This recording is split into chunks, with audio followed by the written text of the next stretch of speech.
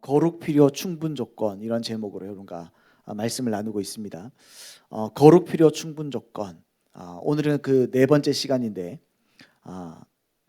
주신 것에 대한 확신 이렇게 제목을 한번 지어봤습니다. 주신 성령의 능력에 대한 확신 뭐 이렇게 볼 수도 있을 거고 제목을 그렇게 지어봤는데요.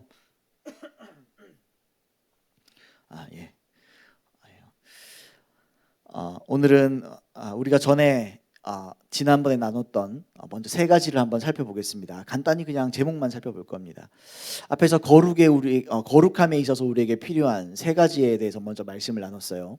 정리를 하자면 첫 번째는 자원하는 심령을 하나님께서 우리에게 약속하셨습니다. 왜 이렇게 목이 메이죠? 여러분들 못 봐가지고 턱선을 보고 싶어서 목이 메이는지 목이 자꾸 메이네. 첫 번째는 자원하는 심령에 대해서 나눴습니다. 이것은 하나님이 약속하신 것입니다. 하나님이 우리에게 약속하셨다는 것은 보장이라고 보셔도 됩니다. 하나님은 시건치 않으시고 하나님은 실수하지 않으시고 하나님은 하나님의 말씀을 이루지 않으실 수 없는 분이시죠. 하신 말씀에 대해서 반드시 책임지는 분이십니다. 첫 번째는 우리가 자원하는 심령을 받았고 또 우리가 기도하면 얻을 수 있습니다. 약속된 것이기 때문에. 그리고 두 번째는 하나님과의 화목함이 우리에게 이루어졌습니다. 이건 의롭다함으로 우리가 표현을 하는데 하나님과 우리 사이가 화목해졌습니다. 아멘입니까? 예, 하나님과 우리 사이가 화목해졌습니다. 우리가 진짜로 회개했고 우리가 진짜 예수님을 임금과 구주로 모셔드리면 우리는 하나님과 화목한 것입니다. 그리고 지난 시간 우리 전사님 설교를 들었고 세 번째 시간으로는 천국 소망에 대해서 말씀드렸어요. 하나님은 우리 안에 산 소망, 천국에 대한 소망을 있게 하십니다. 주신다는 의미죠. 그래서 이 세 가지에 대해서 나눠봤는데 마지막으로 이 거룩함을 이루는 필요 충분 조건 중에 한 가지는 바로 우리 속에 역사하는 성령의 능력이 얼마나 큰지에 대한 이것이 얼마나 큰지를 알고 또한 확신하는 겁니다. 곧 믿음이라는 말이죠.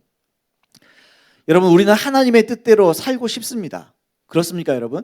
성령은 우리 안에 오셔서 우리에게 그런 거룩한 소원을 불러일으킵니다. 소원만 불러일으키는 것으로 끝나면 충분하지가 않겠죠. 이 갈망만으로는 충분하지가 않아요. 우리는 실제로 살아갈 수 있는 능력이 필요합니다. 진짜 거룩해질 수 있는 능력이 실제로 필요해요. 아시다시피 사람은 선을 행할 능력이 없습니다. 제로입니다. 전혀 없어요. 그죠? 아니 선한 구석이나 선함을 만들어낼 재간이 없어요. 불가능한 겁니다. 그래서 여러분 단순히 결심으로 선을 이룰 수가 없어요. 대단한 의지력이 있는 사람, 그런 사람이 있을 수 있죠. 의지력을 가졌다고 해서 되는 것도 아니고 또 나쁜 습관들을 좀 바꾼다고 해서 우리의 삶의 질은 조금 나아질지 모르지만 그런 것을 통해서 우리 안에 선을 창조해낼 수가 없습니다. 이 거룩함은 다시 말하면 우리를 주목해서 만들어낼 수 없다는 거예요. 내가 나를 주목하면 거룩함은 없습니다. 불가능해요. 이 거룩함은 곧 하나님의 성품이에요. 거룩함이라는 것은 하나님의 고유한 성품입니다.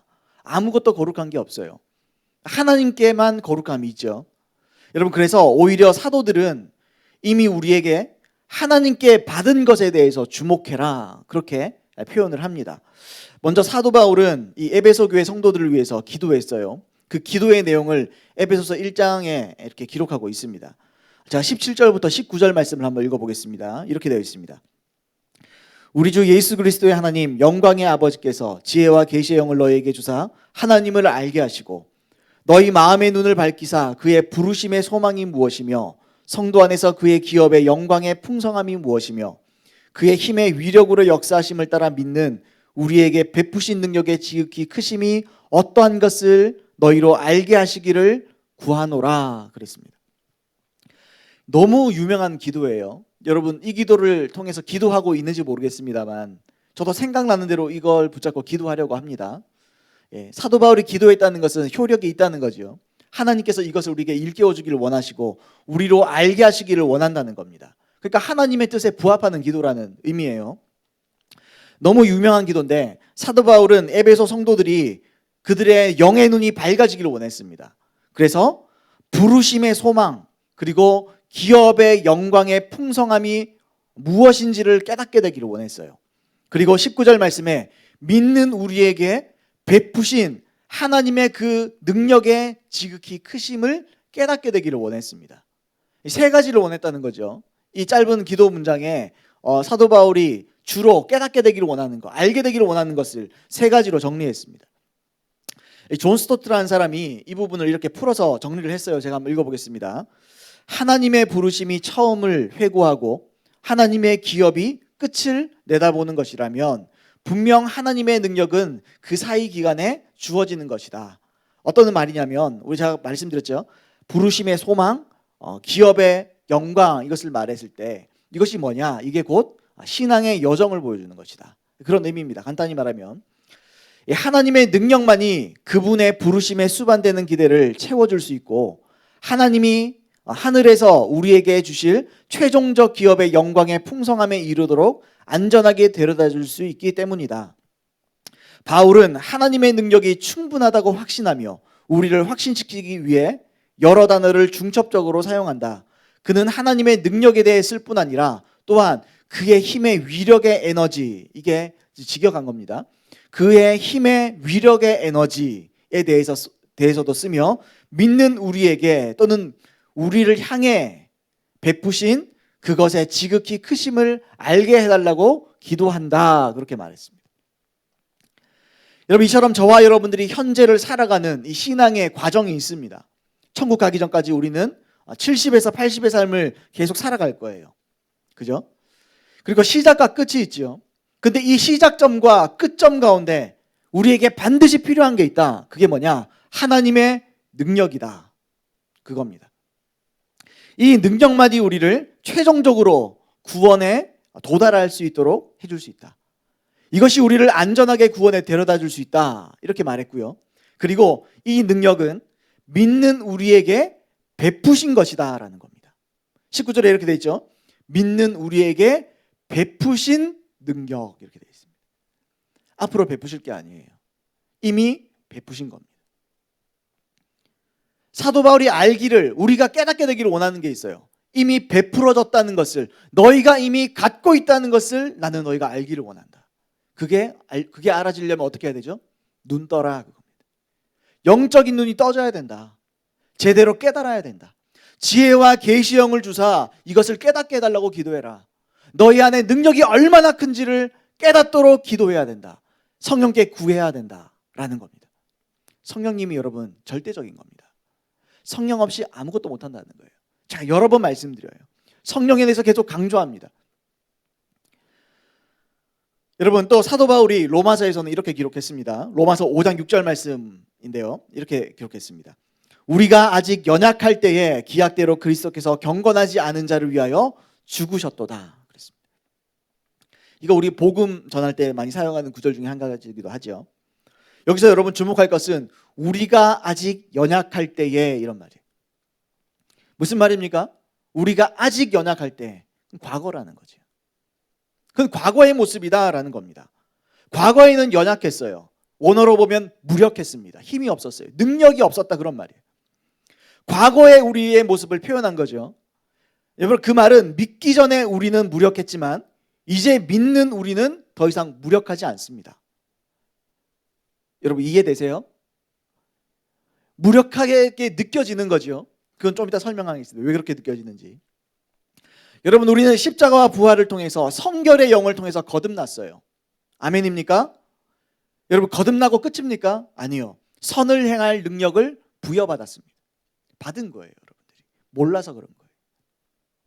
포장지에 꼭꼭 쌓여져 있어요. 우리가 그걸 끄집어내질 않아요. 여러분, 말씀을 믿으세요. 부어져 있습니다. 그래서 여러분, 우리는 이제 선을 행할 충분한 능력을 갖게 되었고, 이제 그 능력으로 어때요? 신앙의 처음 시작과 끝을 살아가는 겁니다. 그 능력을 얼만큼 활용하느냐에 따라서 우리의 천국이 실제가 될 수도 있고 천국을 놓칠 수도 있어요. 여러분, 하나님의 능력을 깨닫는 것이 얼마나 중요한지 몰라요. 능력 주십시오, 성령 주십시오, 맞아요. 그 말씀도 맞아요. 그러나 또한 성령을 통해서 부어진 능력을 깨달아야 됩니다. 여러분, 이에 대해서 이에 대한 부분을 사도 베드로가 좀 더 자세히 기록했습니다. 그것이 오늘 함께 읽은 이 본문인데요. 그거 한번 읽어보겠습니다. 베드로후서 1장 3절로 4절인데 우리 같이 읽겠습니다. 3절 4절 우리 한 목소리로 읽겠습니다. 자, 시작. 그의 신기한 능력으로 생명과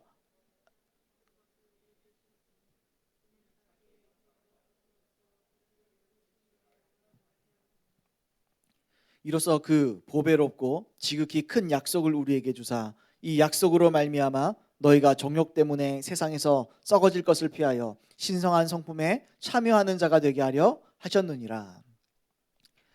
먼저 3절의 내용처럼 뭐라 그랬습니까? 예수님은 당신의 신기한 능력으로, 여기서 신기한 능력은 막 뭐 손에 레이저 나가고 그런 게 아니고 그런 게 아니에요.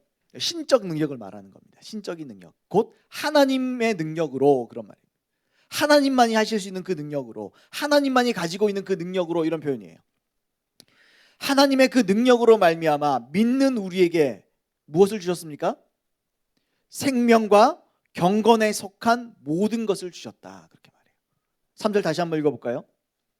우리 3절 우리 다시 읽습니다. 제가 그만할 때까지 한번 읽어볼까요? 시작. 그의 신기한 능력으로 생명과 경건에 속한 모든 것을 우리에게 주셨으니. 여기까지. 생명과 경건에 속한 모든 것을 우리에게 주셨습니다. 주셨습니다. 믿겨져요? 진짜요? 안 믿어지잖아요. 안 믿어지잖아요. 주님은 신기한 능력으로 주셨다고 하는데 나는 나를 보면 신기해요. 어떻게 이렇게 하나님 뜻대로 안 사는지 참 신기할 때가 많아요. 오늘은 세 가지로 조금 이렇게 풀어가면서 설명할 건데요. 첫 번째는 생명과 경건에 속한 모든 것은 무엇을 의미할까요? 이게 무엇을 의미하느냐? 생명과 경건에 속한 모든 것, 이거 도대체 뭘 의미하느냐? 먼저 이 생명이라는 것은 원어로 조엔이라는 단어입니다. 조엔. 옛날에 가수 이름 아니에요. 옛날에 조엔이라는 가수, 죄송합니다. 저 고등학생 때 있었습니다. 아무튼 이 조엔이 뭐냐? 이것은 생명 또는 영생을 의미하는 단어예요. 헬라어에는 생명을 표현하는 몇 개의 대표적인 단어가 있습니다. 그 중에 하나가 조에, 그리고 푸시케. 들어보셨나요, 여러분? 그 다음에 비오스라는 단어입니다. 비오스라는 단어는 많이 들어보셨죠? 생명, 바이오 생명, 뭐 바이오가 이 비오스입니다. 아시죠? 저 어릴 때 바이오맨 여러분 아시나 봐요? 아우, 얼마나 재밌었는데. 아무튼 그 바이오, 여러분 캔디 좋아하세요? 바이오 캔디 그런 거 있잖아요. 그 바이오예요, 바이오. 푸시케는 인간의 목숨을 의미합니다. 인간의 목숨. 비오스는 살아있는 생명을 의미하는 거고요. 이에 비해서 조에라는 단어는 하나님의 생명, 본질적인 생명, 영생, 이것을 의미하는 단어예요. 그래서 이것을 요한복음 10장 10절에서 이 단어를 사용했어요. 이렇게 사용했습니다. 도둑이 오는 것은 도둑질하고 죽이고 멸망시키려는 것뿐이요 내가 온 것은 양으로 생명, 이게 조회입니다. 생명을 얻게 하고 더 풍성히 얻게 하려는 것이라. 하나님이 우리에게 주시고자 하는 것은 하나님의 생명이다, 그런 말이죠. 근데 하나님 어떻게 해요? 얻게 하고 더 풍성히 얻게 하기를 원한다. 예수님 그렇게 말씀하셨어요. 그죠? 이미 우리에게 생명은 어떻게 해요? 생명과 경건에 속한 모든 것이 우리에게 주어졌습니다. 그러나 그걸로 끝이 아니죠. 우리가 성령을 받지요. 그리고 그 다음 성령 충만을 또 받지요. 똑같아요. 생명을 받습니다. 생명 충만을 또 받는 거예요. 이 두 가지를 동시에 말하는 겁니다. 여러분들에게 생명이 이미 와 있고 우리는 생명을 더 받을 수 있어요. 그 다음에 경건이라는 거. 경건. 뭐 다 아는 말씀일 수도 있어요.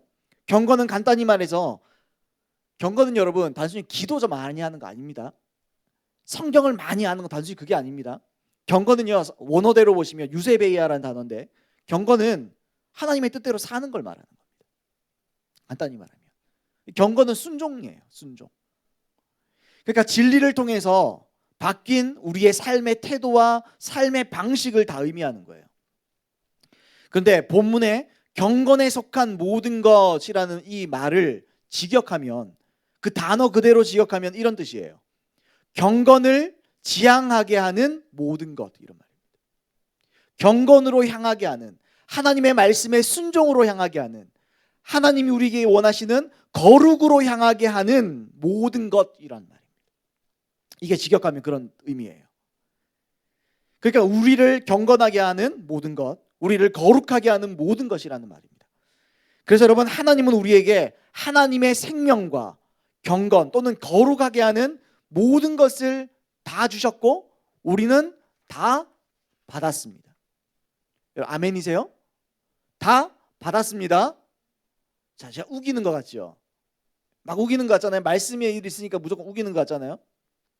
자, 좀 더 계속 설명해 드릴 거예요. 호크마 주석이 이렇게 썼습니다. 한편 그리스도인들은 그리스도의 신적인 능력을 통해서 생명과 경건에 속한 모든 것을 받게 된다. 생명은 인간들이 새로운 피조물이 될 수 있는 원동력, 즉 예수께서 공급하시는 힘을 의미하는 것으로 영생을 암시한다. 또한 경건은 변화된 자가 지니게 되는 하나님과의 새로운 관계성을 의미하는 것으로 하나님의 뜻을 존중하고 순종함으로 누리게 되는 도덕적인 생활을 시사한다. 이렇게 말했습니다. 자, 제가 계속 우기고 있어요. 생명과 경건에 속한 모든 것이 여러분께 부어져 있다. 제가 우기고 있습니다. 여러분, 이 생명과 경건에 속한 모든 것을 우리가 언제 받았습니까? 받은 기억 있으세요? 혹시 택배로 혹시 받은 분 있으십니까? 우리 3절 말씀 같이 다시 한번 읽어봅니다. 예, 우리 같이 읽습니다. 시작. 그의 신기한 능력으로 생명과 경건에 속한 모든 것을 우리에게 주셨으니 이는 자기 영광과 덕으로서 우리를 부르신 이를 알므로 말미암음이니라. 언제 받았어요? 하나님을 알 때.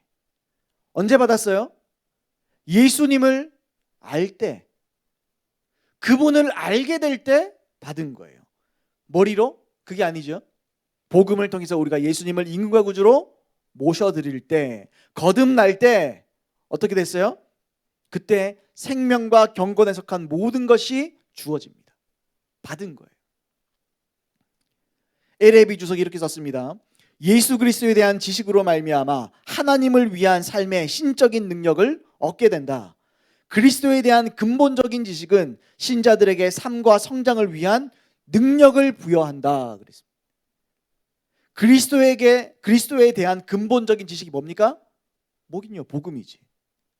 우리가 복음을 알면 그 복음 안에 뭐가 있어요? 복음에는 하나님의 의가 나타나서 믿음으로 믿음에 이르게 하나니.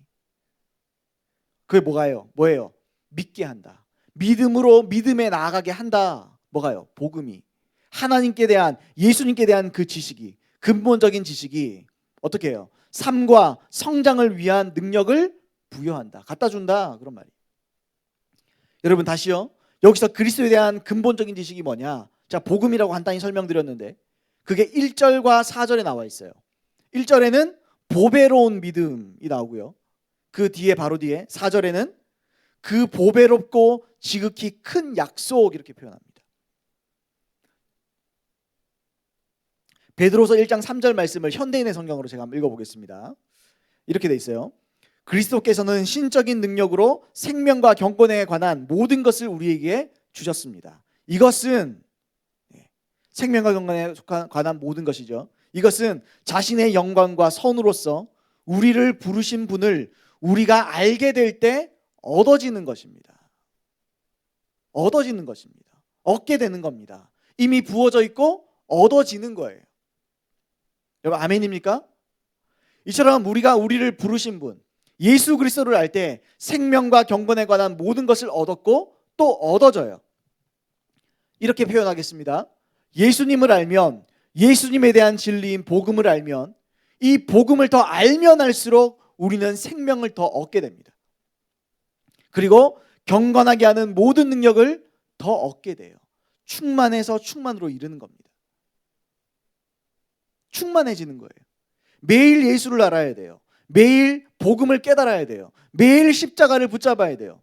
그러면 그럴수록 우리에게는 생명력이 넘치고 우리에게는 경건에 이르는 능력이 넘치게 됩니다. 왜 우리에게 생명력과 경건에 대한 능력이 안 느껴져요? 주님을 몰라서 그래요. 주님을 깊이 몰라서 그래요. 예수님을 깊이 사랑하지 않아서 그래요. 여러분, 진리는 간단해요. 진리는 예수 그리스도로 시작해서 예수 그리스도로 끝나는 거예요. 여기에서 모든 게 파생됩니다. 여기에서 모든 게 나오는 거예요. 모든 능력의 근원이 예수 그리스도입니다. 예수 그리스도를 붙잡을 때, 복음을 붙잡을 때 성령이 역사하세요. 성령이 일하십니다. 여러분, 사도 베드로는 베드로 전서, 지금 후서를 읽고 있는데 이 베드로 전서에서 보배라는 말을 예수님을 표현할 때 전부 사용했어요. 베드로전서 1장 19절 말씀에 오직 흠없고 점없는 어린 양 같은 그리스도의 보배로운 피로 된 것이니라, 이렇게 표현했습니다. 2장 4절로 8절인데요. 사람에게는 버림바가 되었으나 하나님께는 택하심을 입은 보배로운 산돌이신 예수께 나아가 너희도 산돌같이 신령한 집으로 세워지고 예수 그리스도로 말미암아 하나님이 기쁘게 받으실 신령한 제사를 드릴 거룩한 제사장이 될지니라. 성경에 기록되었으되 보라 내가 택한 보배로운 모퉁이 돌을 시온에 두노니 그를 믿는 자는 부끄러움을 당하지 아니하리라 하였으니 그러므로 믿는 너희에게는 보배이나 믿지 아니하는 자에게는 건축자들이 버린 그 돌이 모퉁이의 머릿돌이 되고 또한 부딪히는 돌과 걸려 넘어지게 하는 바위가 되었다 하였느니라. 그들이 말씀을 순종하지 아니함으로 넘어지나니 이는 그들이 이렇게 정하신 것이라, 이렇게 말씀을 하셨습니다. 계속 보배롭다는 표현을 어떻게 써요? 용례를 말하는 거예요. 사도 베드로가 보배롭다는 표현을 쓸 때는 전부 예수님을 갖다 대요. 보배로운 예수, 보배로운 산돌이신 예수, 예수님의 보배로운 피. 여러분 이해됩니까? 그래서 1장 1절에 보배로운 믿음, 또는 4절에 나와 있는 보배롭고 지극히 큰 약속, 이건 모두 예수님을 말한다. 보배로운 믿음이란 바로 예수님을 의미하는 거고 복음을 믿는 믿음을 의미하는 거예요. 4절에도 그 보배롭고 지극히 큰 약속이라는 말이 나오는데 복음의 내용에 게시되어 있는, 복음의 내용에 뭐가 게시되어 있습니까, 여러분? 기독교 신앙의 초보를 보십시오. 히브리서에 나와 있죠. 죽은 행실을 회개한가 쭉 나오잖아요. 마지막에 뭐가 돼 있어요? 재림에 관한, 재림이 나오지요. 그거예요. 예수님의 재림, 천국과 구원에 대한 약속을 말하는 겁니다. 보배롭고 지극히 큰 약속, 그걸 말하는 거죠. 여러분 그러면 좀 더 살펴보겠습니다. 이 생명과 경건에 속한 것을 왜 우리에게 주셨을까요? 뭐 주신 것 뭐 간단히 이미 다 눈치챘을 건데 왜 우리에게 이걸 주셨냐는 겁니다. 왜 우리에게 생명 주셔요? 왜 우리에게 경건에 속한 모든 것, 경건하게 만드는, 경건을 향하게 하는 모든 능력을 왜 우리에게 갖다 줘요? 왜 자꾸 주세요? 분명한 이유가 있겠죠. 우리 세번역 성경을 한번 보겠습니다. 베드로후서 1장 3절로 4절을 우리가 세번역 성경으로 한번 읽어보겠습니다. 우리 같이 읽습니다. 네, 좀 띄워주시겠습니까? 네, 읽습니다. 시작. 하나님께서는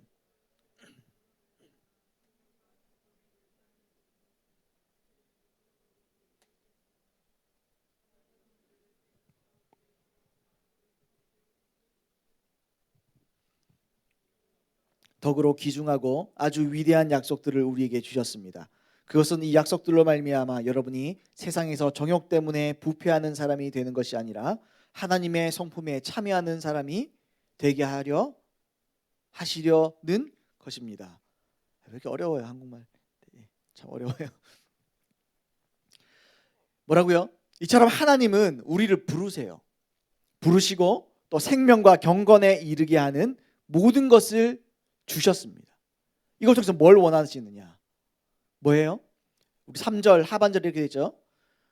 그의 권능으로 우리에게 주셨습니다. 그 다음에 하나님은 우리를 부르셔서 그의 영광과 덕을 누리게 해주신 분입니다. 여러분 생명을 왜 줘요? 경건의 능력을 왜 줬어요? 누리라고요. 뭘 누리라고요? 하나님의 영광을 누리라고요. 하나님의 임재를 누리고 하나님의 영광스러움을 누리라고요. 하나님과의 교제를 누리라고요. 그 다음에요, 그의 영광과 덕을 그랬어요. 덕이 뭡니까? 덕은 다른 번역에서 선으로도 번역하는데 좀 더 자세히 표현하면 하나님의 탁월하심이에요. 뛰어남, 하나님의 실제적인 능력을 말하는 거예요. 하나님은 이걸 누리게 하셨습니다. 이걸 좀 다르게 표현하면, 하나님의 덕을 다르게 표현하면, 우리에게 적용해서 표현하면 비범함을 말하는 거죠. 하나님의 영광과 우리에게 주신 하나님의 그 능력, 비범한 능력, 이것을 누리게 하셨어요. 그리고요, 4절 초반에 나옵니다. 그는 다시 한번 나오죠. 이 영광과 덕으로 귀중하고 아주 위대한 약속들을 우리에게 주셨습니다. 그랬습니다. 아까 표현했어요. 이게 약속이 뭐냐? 구원과 천국, 재림에 대한 크고 위대한 약속입니다. 두 가지를 주셨죠. 두 가지를 하셨어요. 우리에게 생명과 경건에 속한 모든 것을 주심을 통해서 우리는 두 가지를 얻게 됐습니다. 우리가 두 가지가 가능해요. 하나는 영광과 탁월함을 누리는 겁니다. 누리게 만들었어요. 두 번째는요, 천국을 바라보게 하셨습니다. 지금 이 말이 잘 이해가 안 될 수 있어요. 제가 좀 더 설명하겠습니다. 여러분, 하나님은 우리를 하나님의 성품을 가지도록, 그 뒤에 뭐가 있어요? 4절 뒷부분에 이렇게 있죠. 그것은 이 약속들로 말미암아, 이렇게 되어 있습니다. 앞에 준 거, 이거 모든 것을 통해서 뭘 하기를 원하느냐? 여러분이 세상에서 정욕 때문에 부패하는 사람이 되는 것이 아니라 하나님의 성품, 즉 거룩한 사람이 되게 하려는 것이 목적이다, 그런 말이죠. 여러분, 하나님은 저와 여러분들을 하나님의 성품을 가지도록 또 거룩하게 만들기 위해서 하나님의 영광과 탁월함과 비범함을 맛보고 누리게 하신다는 거죠. 왜요? 그리고 보배롭고 지극히 큰 약속을 주셔서 세상에 썩어질 것을 피하게 하셨습니다. 왜 그렇게 하셨을까요? 맛보여 주는 겁니다. 이 땅에서 천국을 맛보라는 거예요. 간단히 말하면, 여러분, 이 땅은 억지로 겨우겨우 사는, 빨리 죽어서 천국 가고 싶은 단순히 그게 아닙니다. 물론 우리가 갈 천국은 지금과 비교할 수 없을 거예요. 그러나 하나님은 이 땅에서도 우리로 천국을 맛보게 하신다는 겁니다. 하나님의 영광을 맛보여 준다는 겁니다. 여러분, 하나님과의 교제를 맛보여 준다는 거예요. 하나님의 탁월함을 맛보여 준다는 겁니다. 맛보여 준다는 거예요. 여러분, 생명과 경건에 속한 모든 것을 주심으로써 우리는 누리게 됐어요. 뭘요? 천국을요. 누리게 됐어요. 천국과 같은 삶을 누리게 되었어요. 또 약속을 갖게 하셨어요. 이 누림과 약속은 우리를 세상의 것들에서부터 눈을 돌리게 합니다. 세상 것에 집중하지 않게 해요. 세상을 주목하지 않게 해요. 세상에 썩어질 것들을 피하게 합니다. 그래서 여러분, 우리를 결국 하나님과 같은 거룩한 성품을 가지게 하세요. 여러분, 하나님의 영광을 누리는 사람이, 하나님의 은혜로 탁월함을 누리는 사람이 여러분 세상에 마음을 둘까요, 안 둘까요? 제가 예전에 제 경험을 말씀드렸어요. 제가 한번 하나님을 정말 깊이 만난 적이 있습니다. 하나님을 너무, 진짜 모르겠어요. 제가 그런 표현하죠. 뭐 전 재산을 팔아서 그때를 살 수 있으면 사겠다고. 제가 그때의 느낌이, 그때 하나님의 영광을 깊이 느꼈고 주님을 실제로 맞닥뜨렸어요. 제가 그리고 나서 제 기억이 맞다면 한 달에서 두 달 동안 어땠느냐? 정말 천국 같았어요. 사는 게 천국이더라고요. 천국 가면 이렇겠구나. 제가 그걸 느꼈어요. 아무런 죄도 아무런 유혹도 제게 영향을 못 줘요. 주님을 깊이 체험하니까, 주님을 깊이 맞닥뜨리니까, 주님의 은혜를 깊이 받으니까 세상이 나를 흔들지 못하더라고요. 여러분, 세상의 유혹이 나에게 너무 우스운 거였어요. 이런 표현이 어떨지 모르겠지만 참 가짜는 거였어요. 이것 때문에? 내가 이것 때문에 임재를 놓친다고? 내가 이것 때문에 하나님의 그 은혜를 놓친다고? 제가 그때 마음은 그랬어요. 나는 목에 칼이 들어와도 난 이러지 않을 거다. 나는 그거 못하겠다. 난 죄 못 짓겠다. 난 이게 너무 좋다. 그래서 제 마음에 기대감이 생기더라고요. 와, 천국 가면 어떨까? 지금도 주님을 만나도 이렇게 좋은데, 주님을 그렇게 한 번 맞닥뜨려도 내 한 달, 두 달, 1, 2개월의 삶이 이렇게 거룩해질 수 있는데, 저는 실제로 거룩했어요. 죄하고 아무 상관이 없더라고요. 그때 은혜였죠. 그때 제가 맛봤어요. 아, 이게 천국이구나. 아, 이게 주님과 깊이 만나면 이렇게 되는 거구나. 제가 그때 알 수 있게 되었습니다. 물론 제가 그걸 놓쳤어요. 다시 그걸 얻을 수 있다면 진짜 다 팔고 싶어요. 집 팔고 냉장고 팔아 사고 말 거야. 뭐 그 찬양 모르세요? 예. 그런 거 있죠. 여러분, 내세 하나님의 영광과 하나님의 은혜를 영원히 누릴 사람이 그것을 맛보고 있는 사람이 세상에 썩어질 것에 미련을 두겠어요? 여러분, 여러분들이 죄에 쉽게 지는 이유, 거룩하지 못한 이유, 세상에 빨리 그 눈이 돌아가는 이유는 간단해요. 맛보지 못했기 때문입니다.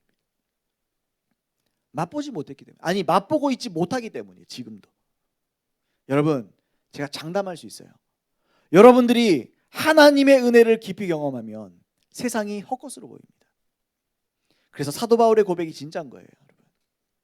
예수 그리스도를 아는 지식 외에는 그건 그냥 뭐라 그랬어요? 배설물이다. 배설물과 같다. 여러분, 전 그렇게 말씀드릴게요. 여러분, 하나님의 영광과 덕을 누려보세요. 누려보셔야 돼요. 누려보셔야 돼요. 그걸 한번 느껴봐야 돼요. 그걸 한번 체험해봐야 돼요. 여러분, 기독교는 체험하는 겁니다. 기독교는 불교 아니에요. 기독교는 천주교 같은 게 아니에요. 기독교는 이슬람교 같은 게 아니에요. 주님은 실제로 살아계시고 주님은 우리에게 체험하게 하십니다. 체험 일변도는 그렇게 바르지 않을 수도 있어요. 그러나 말씀과 함께 체험이 있어야 돼요. 여러분, 사도 바울이 말씀의 사람입니다. 근데 체험했어요. 사도 바울 이상합니까? 아니에요. 여러분, 진짜 말씀에 정통하면 체험하게 돼요. 여러분, 그게 기독교입니다. 기독교는 단순히 지식적인 종교가 아니에요. 체험하는 종교예요. 맛보는 종교예요. 너희가 여호와를 맛보아 알지어다. 그의 선하심을 맛보아 알지어다. 맛보는 거예요. 여러분, 제가 왜 자꾸 이런 말씀을 드려요? 하나님은 야, 내가 거룩하니 너희도 거룩해. 뭐 다른 거 없고 거룩해. 난 몰라. 이런 게 아니에요. 거룩함이 의무니까 막무가내로 그냥 해내라, 그게 아니에요. 하나님은요, 먼저 누리게 하세요. 맛보여줘요. 하나님은 약속을 주셨어요. 맛을 보여주셨어요. 여러분, 여러분들은 하나님의 영광과 하나님이 주시는 지혜와 탁월함을 경험하고 있으십니까? 누리고 있으세요? 여러분, 이게 참 재밌죠? 베드로후서는 믿는 모든 자들에게 쓴 성경입니다. 제가 무슨 말씀드리죠? 베드로가 지금 편지 쓸 때 아주 영성이 뛰어난 몇몇의 사람에게 편지 쓴 거 아니에요? 예수 믿는 모든 사람에게 쓴 겁니다. 유대인들 중에 그리스도인들에게 쓴 거예요. 그러니까 예수 믿는 불특정 다수를 위해서 쓴 겁니다. 물론 그들이 유대인이긴 하지만. 무슨 말이에요? 기본이라는 거예요. 예수 믿는 사람의 기본이 뭐예요? 영광을 누리는 겁니다. 주님의 지혜와 탁월함을 누리는 삶을 사는 겁니다. 맛보는 거예요. 맛보고 있어요? 맛보냐는 거예요. 맛이 봐져요? 무슨 말인지 알겠어요? 제가 이거 백날 설명한 뭐예요? 백문이 불여일견이란 말 있잖아요. 100번 말하면 뭐예요? 한 번 맛보면 끝이에요. 여러분, 다시 말씀드려요. 맛보세요. 맛보고 나서 내가 예수를 따르겠다 말겠다 결정하셔야 돼요. 맛을 봐야 될 거 아니에요. 예전에 제가 아는 어떤 분이 그런 얘기 하시더라고요. 아이고, 죽어봐야 알지 뭐. 제가 정색을 하고. 죽어보면 끝납니다. 믿어봐야 합니다. 하나님은 믿어봐야 합니다. 믿어봐야 알아요. 그게 지혜입니다, 여러분. 맛봐야 아는 거예요. 여러분, 백날 첫날 제가 설명해도 사실 의미 없을 수 있어요. 전 여러분들에게 도전을 주는 거예요. 맛볼 수 있고 맛보는 게 정상이에요. 누리는 게 정상이에요. 여러분, 누리고 계십니까? 못 누리고 있다면 여러분들이 비정상이에요. 정상적인 그리스도인들은 누리고 사는 겁니다. 그러니까 천국 소망이 있는 거죠. 맛보니까 빨리 가고 싶은 거예요. 이 땅에서 맛을 보는 겁니다. 여러분, 우리가 왜 그렇게 거룩함에 뛰어들 수 없느냐? 간단하죠. 누려보지 못했기 때문에. 맛을 본 적이 없기 때문에. 또 구원에 대한 약속을 붙잡지 않고 있기 때문에.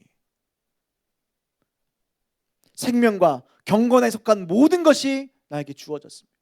그걸 통해서 어떻게 돼요? 우리는 누려요.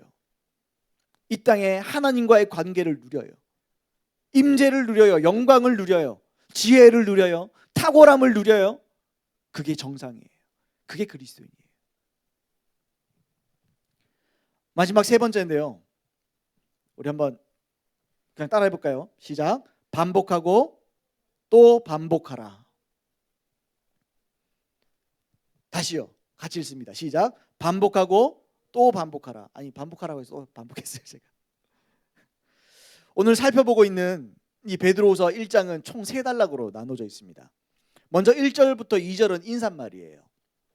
그리고 3절부터 11절, 그리고 이 3절부터 11절의 내용을 토대로 결론 삼아 말하는 것이 12절부터 21절의 말씀입니다. 사도 베드로는 앞에서 본 것처럼 이미 우리에게 주신 하나님의 은혜에 대해서 설명을 해요. 그게 우리의 본문으로 읽었던 3절과 4절이죠.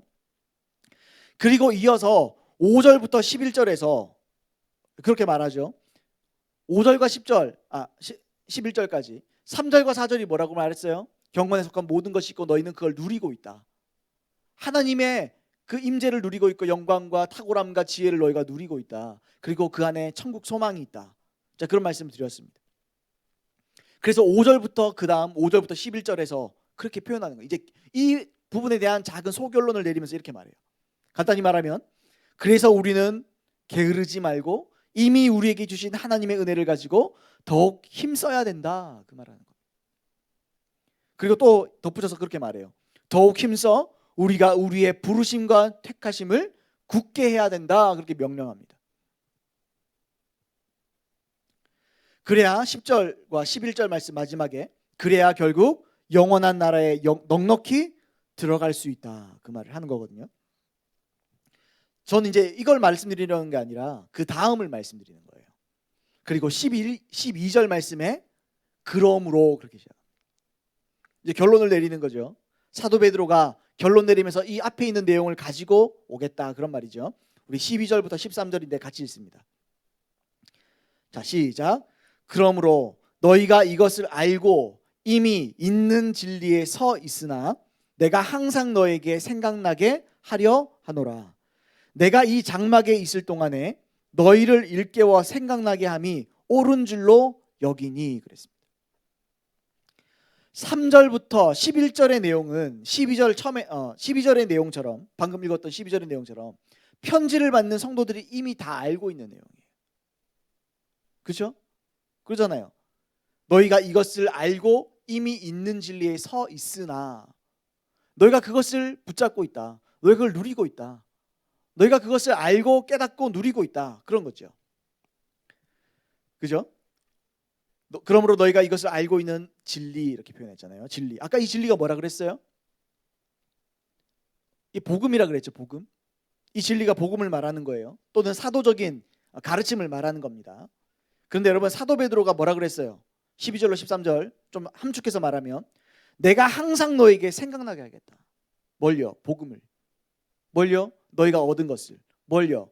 생명과 경건에 속한 모든 것을 너희가 가졌다는 것을 생각나게 하겠다. 또 내가 살아있는 동안에, 내가 장막에 있는 동안에, 내가 살아있는 동안에란 말입니다. 내가 살아있는 동안에 너희를 일깨워 계속 생각나게 하는 것이 옳은 것이다. 당연하고 마땅한 것이다. 나는 그렇게 해야 된다. 이게 내 사역이다. 이게 내가 하는 일이다. 목회자가 해야 될 일이 뭐예요? 이걸 일깨워주는 겁니다. 계속 생각나게 하는 거예요. 그래서 말씀은 지겨운 게 아니에요.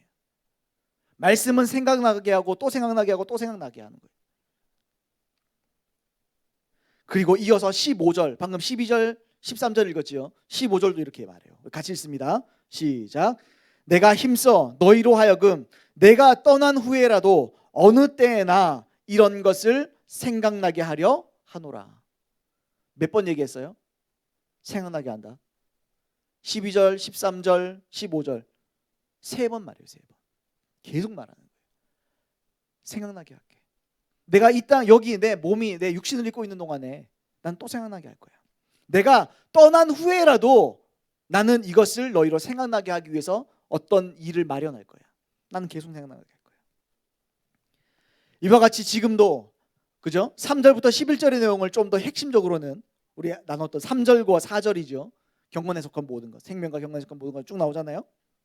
이걸 생각나게 하겠지만 본인이 성도들을 떠나고 난 후에라도 언제나 이 내용을 생각나게 하겠다라는 거죠.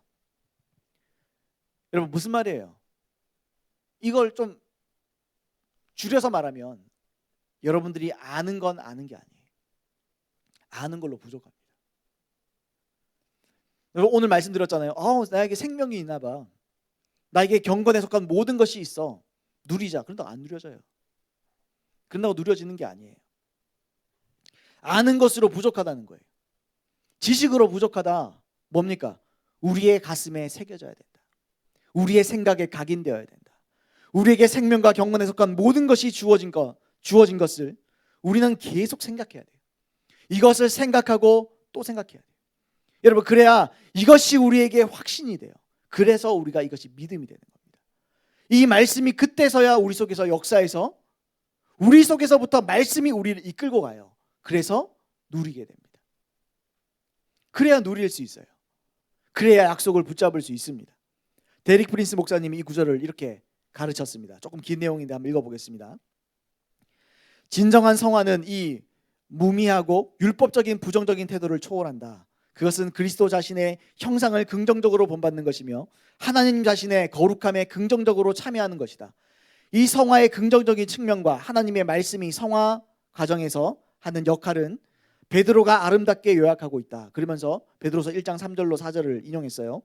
그의 신기한 능력으로 생명과 경건에 속한 모든 것을 우리에게 주셨으니 이는 자기 영광과 덕으로서 우리를 부르신 이를 알므로 말미암음이라. 이로써 그 보배롭고 지극히 큰 약속을 우리에게 주사 이 약속으로 말미암아 너희가 정욕 때문에 세상에서 썩어질 것을 피하여 신성한 성품에 참여하는 자가 되게 하려 하셨느니라. 이 구절에서 세 가지 주목해야 될 요점이 있다. 첫 번째, 하나님의 능력은 생명과 경건에 관련된 모든 것을 이미 우리에게 주셨다. 공급은 이미 이루어졌다. 그러므로 우리는 하나님께서 이미 주신 것 이상으로 더 달라고 하나님께 요구할 필요가 없다. 이건 별로 공감하진 않습니다. 제가 아까 표현했잖아요. 성령을 받고 성령의 충만함을 더 받는 거죠. 물론 이것을 받아가는 과정을 설명은 할 겁니다. 이건 좀 이렇게 이해가 되더라고요. 근데 이 부분을 제가 전부 다 이렇게 공명하는 건 아닙니다. 어쨌든 근데 포인트는 뭐예요? 이미 공급은 이루어졌다 이겁니다. 두 번째, 하나님의 이 온전한 공급은 하나님 자신의 말씀에 보배롭고 지극히 큰 약속을 통하여 우리에게 주어졌다. 하나님의 약속은 우리가 생명과 경건에 필요로 하는 모든 것을 이미 그 안에 담고 있다. 이제 우리에게 남아있는 일은 이 약속을 능동적인 믿음으로 내 것으로 취하고 적용하는 것이다. 그리고 세 번째, 하나님의 말씀을 내 것으로 삼고 적용하면 부정적인 측면과 긍정적인 측면의 두 가지 방면의 결과를 낳는다. 부정적으로는 정욕 때문에 세상에서 썩어질 것을 피하게 되고, 이게 부정적이라는 표현이 나쁜 의미가 아닙니다. 피한다는 그 의미를 이렇게 표현한 거예요. 긍정적으로는 하나님의 신성한 성품에 참여하는 자가 된다. 세상에서 썩어질 것을 피하여 하나님 자신의 거룩한 성품에 참여하는 것이 곧 성화의 온전한 과정인 것이다. 부정적인 측면과 긍정적인 측면을 포함한, 간단히 말해서 죄를 피하고 하나님을 닮게 되는 거, 이걸 다 포함한다는 겁니다.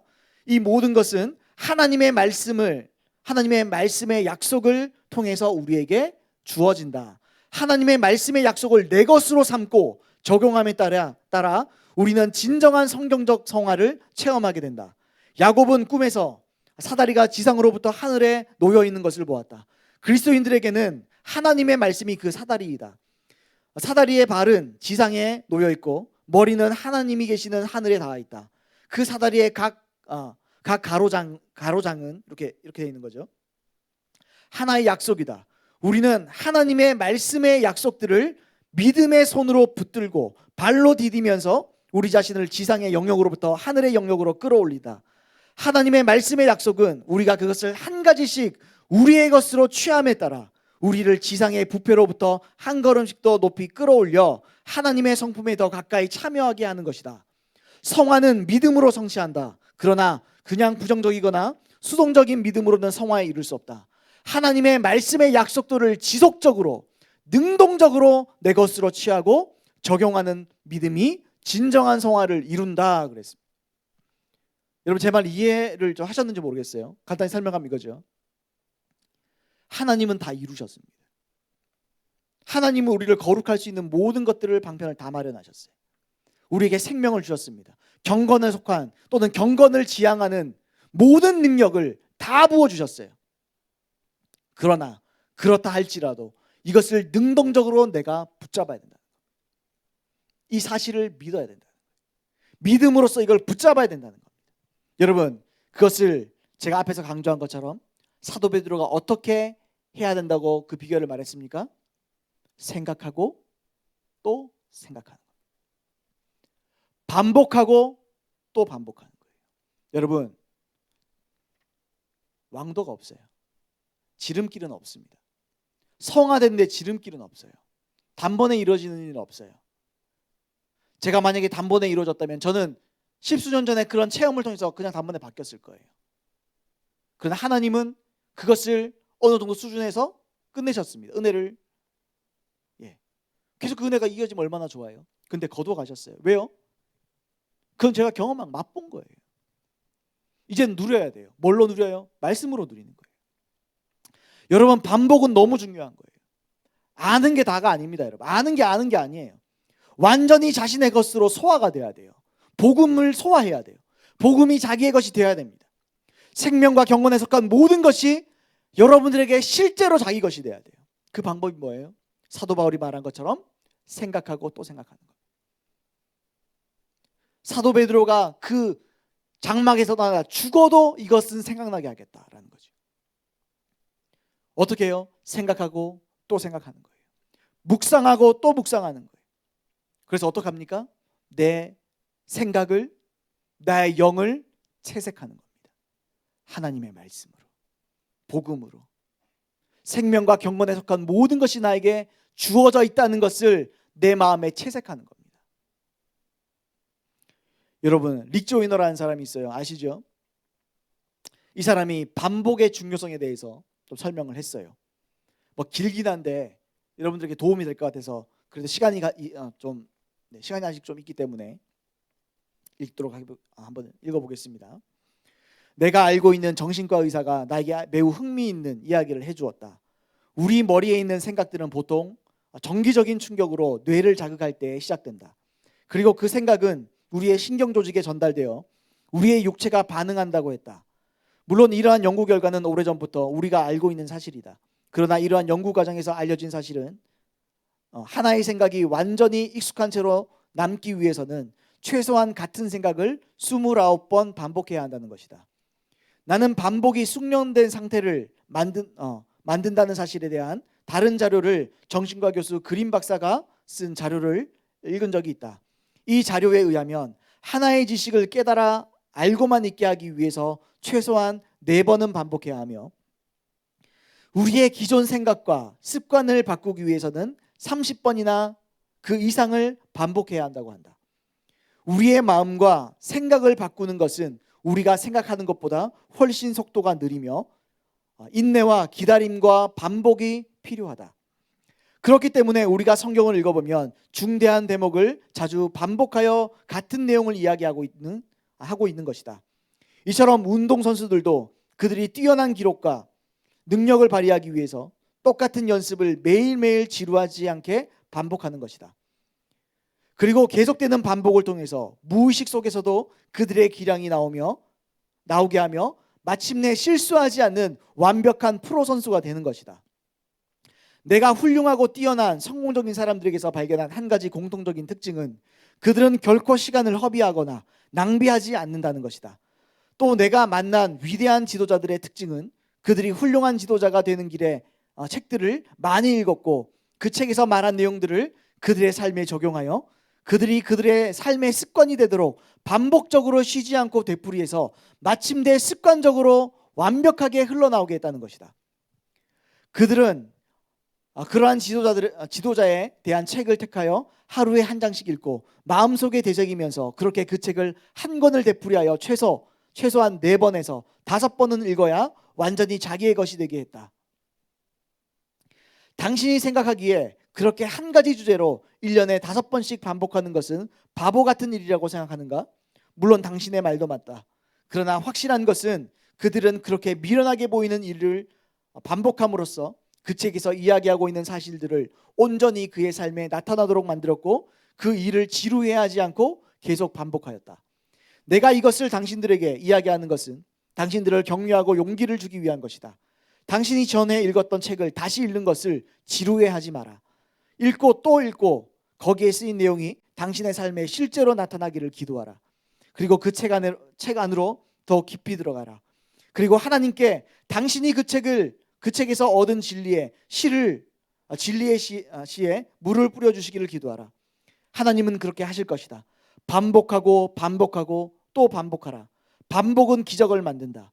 만약 여러분이 진정한 하나님의 말씀을 이 땅에 실천하여 많은 열매를 맺는 사람이 되기를 원한다면 한 가지 사실을 반복하는 것을 지루해하지 않고 기쁨으로 해야 한다. 당신은 이 땅에 하나님의 위대한 일을 나타내기 위하여 태어났다. 결코 이 축복의 사실을 잊지 말아라. 하나님이 당신에게 주신 과업은 매일매일 반복하라. 과업을 매일매일 반복하라. 당신이 같은 일을 되풀이한다고 결코 시간을 낭비하는 것이 아니다. 당신이 이루어야 할 모든 일들은 중단 없는 훈련에서만 가능하다. 그리고 그 피가 나는 훈련의 양이 당신의 크기를 결정한다. 이제 당신은 하나님 안에서 새롭게 태어날 것이다. 그리고 당신의 삶을 통하여 사람들을 살리는 능력이 흘러나갈 것이다. 이제 그날이 가까이 다가오고 있다. 그날을 붙들어라. 그렇게 말했습니다. 너무 길었죠? 근데 간단하죠? 하나의 어떤 이론이 내 마음에 자리 잡으려면 30번을 반복해야 된다. 제가 예전에 유튜브였던 것 같아요. 동영상 하나를 본 적이 있습니다. 그게 뭐였냐면 그거였어요. 여러분 자전거 타실 줄 아십니까? 두발 자전거 타실 줄 아세요? 세 발 자전거 혹시 타시는 분 계세요? 두발 자전거를 누가 타더라고요. 근데 이 사람이 한 가지 테스트를 했습니다. 어떤 걸 했냐면 이 두발 자전거의 바퀴를 설계를 해서 반대로 가게 했어요. 오른쪽으로 밀면 왼쪽으로 당기면 바퀴가 오른쪽으로 가요. 그리고 오른쪽으로 당기면 바퀴가 왼쪽으로 갑니다. 무슨 말인지 이해되세요, 여러분? 그래서 이 사람이 자기가 자전거를 탈 수 있잖아요, 원래. 근데 이 사람이 아무래도 못 하겠는 거예요. 반대로 가니까. 근데 자기 아들에게는, 아들인지 모르겠어요, 아들에게도 그걸 타게 했습니다. 근데 그 아들은 금방 타더라고요. 반대로 된 걸 금방 이해하더라고요. 그리고 타기 시작하더라고요. 그러면서 이분이 처음에 이제 시작했던 이 사람이 계속 연습하기 시작했습니다. 근데 페달을 한 바퀴도 못 돌려요. 그리고 한 달이 지나갔습니다. 그리고 두 달이 지나갔어요. 그리고 세 달이 지나갔습니다. 근데 세 달이 되고 지나면서부터 이 사람이 갑자기 타기 시작해요. 갑자기 운전을 할 수 있는 거예요, 이 사람이. 여러분, 우리는 어떻죠? 하나님의 말씀을 한 번은 믿습니다. 두 번도 믿습니다. 도전해 봅니다. 말씀대로 살고자 합니다. 한 달, 두 달 할 수 있어요. 근데 어떻게 하죠? 해보다가 안 되면 포기해요. 그리고 말씀을 의심합니다. 그리고 자기의 구원을 의심하지요. 물론 자기의 구원을 의심해 볼 필요도 있긴 해요. 근데 많은 사람들이 속아요. 말씀을 포기해요, 빨리. 그 사람이 처음에 불가능할 줄 알았대요. 자전거를 어떻게 반대로 타느냐, 불가능할 줄 알았대요. 근데 3개월이 지나고 어느 순간이 되니까 갑자기 타게 되더라는 거예요. 특이점이라고, 특이점. 갑자기 특이점이 왔겠죠.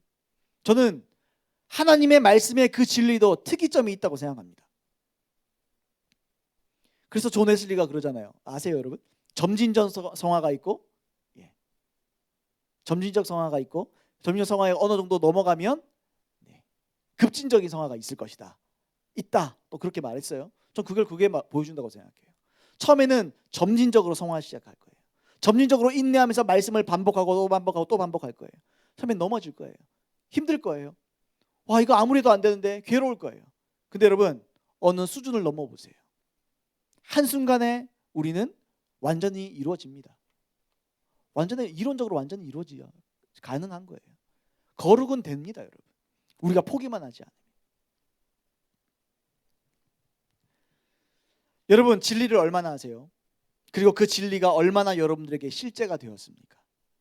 아는 것보다 중요한 것은 사는 겁니다. 그 말씀이 실제가 되는 겁니다. 우리는 뭔가 한 가지 진리를 알면 몇 번 시도해보다가 포기하죠. 실패해요. 여러분, 그건 엄밀히 말해서 지식으로 아는 거예요. 진짜 아는 게 아닙니다. 하나님의 영광과 하나님의 덕, 하나님의 뛰어남을 얼마나 여러분들이 누리고 계십니까? 생명과 경건에 속한 모든 것을 얼마나 삶에서 붙잡고 사세요? 얼마나 누리고 사십니까? 누릴 수 있는 비결은 단순해요. 생각하고 또 생각하는 겁니다.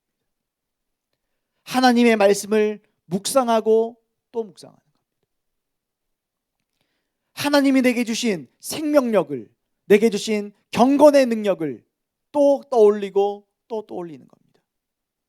결론을 말씀드릴게요. 여러분, 만약에 반주해 주실 수 있나요?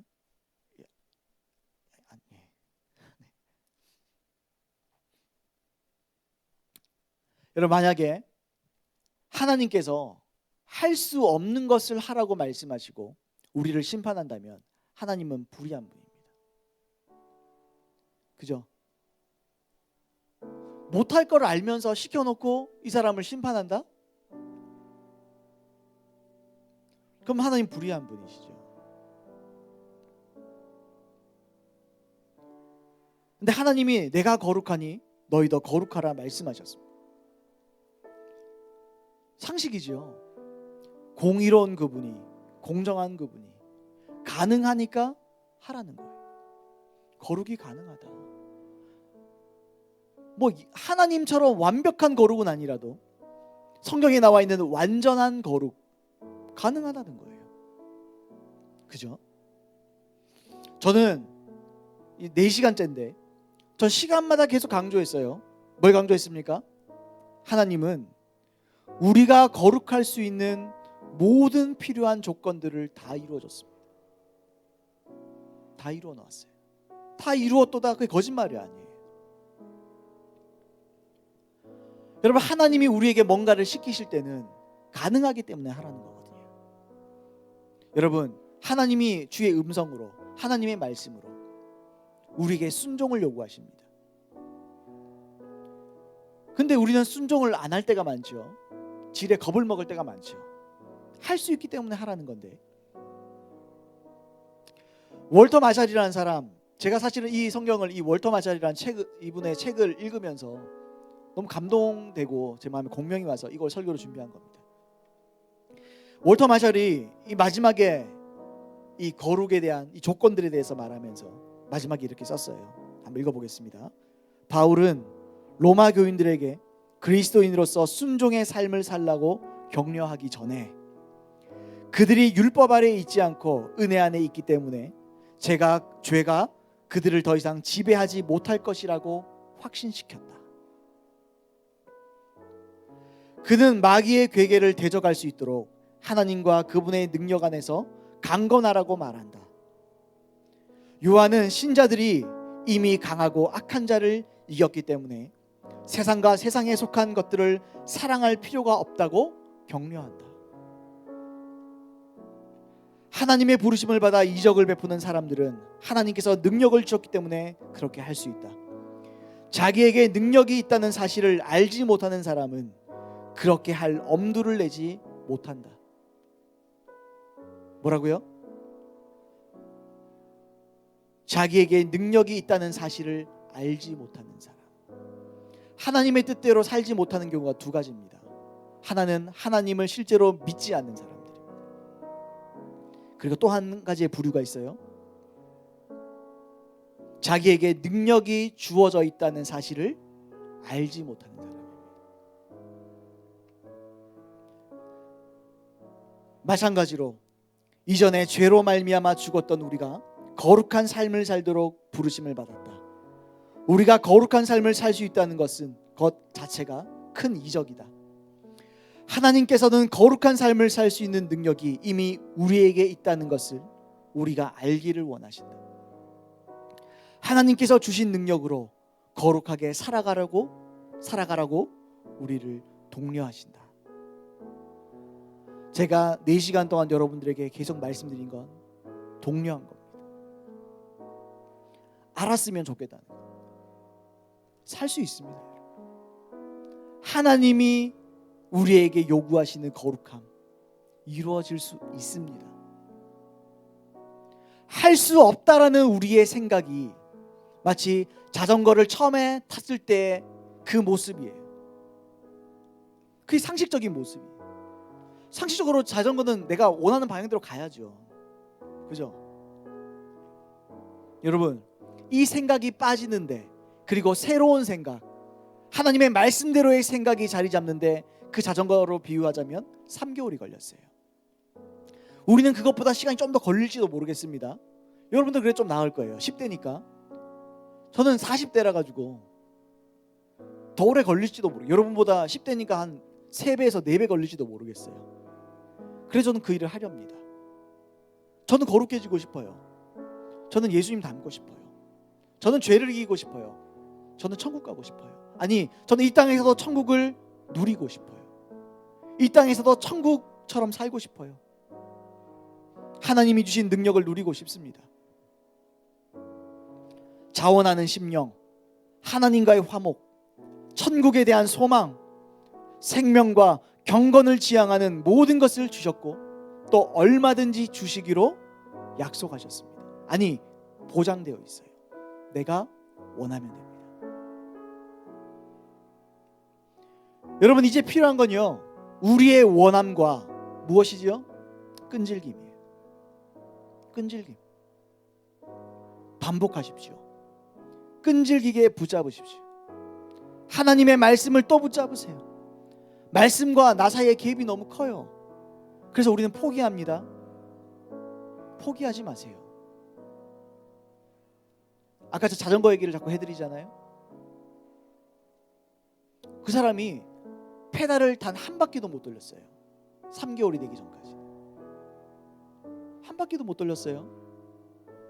그냥 발을 떼면 넘어지는 거예요. 발을 떼면 넘어지는 거예요. 여러분들이 처음에 하나님의 말씀대로 살기 위해 노력하다가 넘어질 수 있어요. 빨리빨리 효력이 나타나지 않을 수도 있어요. 그러나 포기하지 마세요. 그래도 놓치지 마세요. 말씀을 끝까지 붙잡으세요. 말씀이 진리예요. 내가 진리가 아니에요. 나를 바라보지 마세요. 하나님이 주신 조건을 바라보세요. 하나님이 주신 은혜를 바라보세요. 그리고 끈질기게 그 은혜를 붙잡으세요. 오늘도 믿으세요. 오늘도 말씀을 묵상하세요. 오늘도 말씀을 기억하세요. 오늘도 십자가를 바라보세요. 오늘도 십자가에서 행하신 모든 것을 이루신 그 예수님의 그 은혜, 그 희생을 또 기억하세요. 또 부활을 생각하세요. 부활을 통해서 나에게 어떤 것이 주어졌는지, 성령이 어떤 능력을 가지고 있는지, 성령이 나에게 어떤 힘을 주시는지 기억하세요. 또 기억하세요. 그리고 기도하세요. 주님, 지혜와 계시형을 나에게 주십시오. 하나님의 그 지극히 크신 그 능력을 나로 알게 하십시오. 여러분, 저는 이곳에 모여있는 여러분 전부가 같이 천국 갔으면 좋겠습니다. 다 천국에서 만났으면 좋겠어요. 혹시 저 보기 싫은 분 계세요? 또 봐야 되나? 일주일에 한 번 보는 것도 지겨운데. 뭐 그런 분 있으세요? 회개할지어다. 히브리서 12장 14절이 말하잖아요. 모든 사람과 더불어 화평함과 거룩함을 따르라. 이것이 없이는 아무도 주를 보지 못하리라. 여러분, 거룩을 추구하십시오. 거룩함을 따르세요. 어떻게 따릅니까? 제가 설명드렸어요. 우리에게 주신 은혜를 주목하십시오. 예수를 주목하세요. 자전거 넘어질 수 있어요. 지금은 넘어질 수 있어요. 지금은 힘들 수 있어요. 그러나 포기는 하지 마세요. 그 사람의 특징은 포기하지 않더라고요. 끝까지 타더라고요. 되든 안 되든 또 타더라고요. 그리고 어느 순간이 왔어요. 그랬더니 갑자기 타기 시작하더라고요. 갑자기 자기의 사고방식을 다 버리고 그 자전거가 어떻게 움직여야 되는지를 몸으로 깨닫고 체득하더라고요. 그리고 그렇게 타기 시작하더라고요. 여러분, 우리의 신앙에 그러한 은혜가 있기를 예수님의 이름으로 축복합니다. 아멘이세요? 여러분, 우리가 기도하겠습니다. 우리 그렇게 기도하겠습니다. 하나님 다 주셨고 남은 것은 나의 소망과 끈질김입니다. 내가 포기하지 아니하고 지금 넘어진다고 해서, 지금 괴롭다고 해서, 지금 정죄감을 얻는다고 해서 넘어지지 않고 다시 회개하고 다시 자백하고 끝까지 하나님의 말씀을 생각하게 하옵소서. 하나님의 말씀을 또 생각하고 또 생각하게 하옵소서. 내 안에 자원하는 마음이 없습니다. 주님, 자원하는 심령을 내게 쏟아 부어 주십시오. 주님, 하나님과의 화목함이 더 실자가 되게 하여 주십시오. 하나님, 천국 소망을 우리가 바라보게 하여 주십시오. 내가 그 천국 소망을 바라보게 하여 주십시오. 그래서 이 땅에 썩어질 것에 눈 돌리지 아니하고 영원한 것, 위의 것, 하나님의 나라, 그 천국을 바라보고 세상으로부터 나를 지키고 세상에 오염된 것으로부터 나를 지켜서 거룩함에 이르는 하나님의 그 성품에 우리가 도달하도록 주님 역사하여 주십시오. 우리가 그렇게 함께 기도하겠습니다.